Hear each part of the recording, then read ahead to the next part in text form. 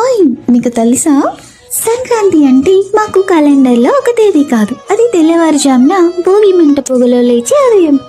అది ఇంటి ముందు నీళ్లు చల్లితే నీళ్ళ మీద కూడా పండగ అనిపించే క్షణం.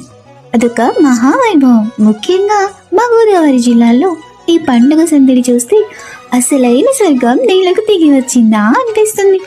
ఇంటి లోపల కాదు, ఊరంతా ఒకటే పండుగ.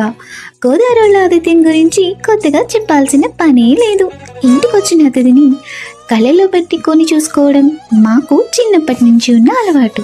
అది మాటల్లో ఉండదు, వడ్డించే పద్ధతిలో ఉంటుంది. ప్రేమ ఎంత మధురమో వంటకాల రుచి కూడా అంతే మధురం. ఆ మధురంలోని బంధాల బలం దాగి ఉంటుంది.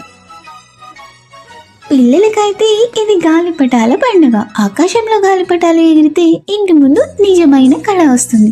సాయంత్రం వేళ బుచ్చి పాపాయిల తల మీద భోగి పళ్ళ పోస్తుంటే ఆ రేగి పళ్ళలో దాగి ఉన్న ఆశీర్వాదం వాళ్ళ చిన్ని నవ్వుల్లో కనిపిస్తుంది. అందరికీ పండుగ క్యాలెండర్లో వస్తే మాకు మాత్రం మమకారంతో వస్తుంది. రాయలసీమకి పౌరుషం ఉండొచ్చు, గుంటూరు గడ్డకి ఘాటు ఉండొచ్చు, కానీ ఆ పౌరుషానికి పద్ధతి, ఆ ఘాటుకి ప్రేమని జోడించి పండుగను ఒక అపురూపమైన వేడుకగా మార్చింది మా గోదావరి. పట్నంలో ఎన్ని సౌకర్యాలున్నా సంక్రాంతి వస్తుందంటే చాలు మనసు ఊరి వైపే లాగిస్తుంది. చేతిలో ట్రైన్ టికెట్ లేకపోయినా, బస్సులో నిలబడి చోటు దొరక్కపోయినా ఎలాగోలా కష్టపడి అమ్మాయి ఇంటి గడప తొక్కితే ఇంటి ముందు వేసిన ముత్యాల ముగ్గులు, బండువాలో చుట్టూ పలకరింపులు, పిల్లలు గాలిపటాల కేరింతలు, ఇవన్నీ చూసినప్పుడు వచ్చే ఆనందం కోటి రూపాయలకైనా దొరకదు. సంక్రాంతి ఎక్కడైనా వస్తుంది, కానీ ఆ పండుగ ఫీల్ కావాలంటే మా గోదావరి జిల్లాకి రావాల్సిందే.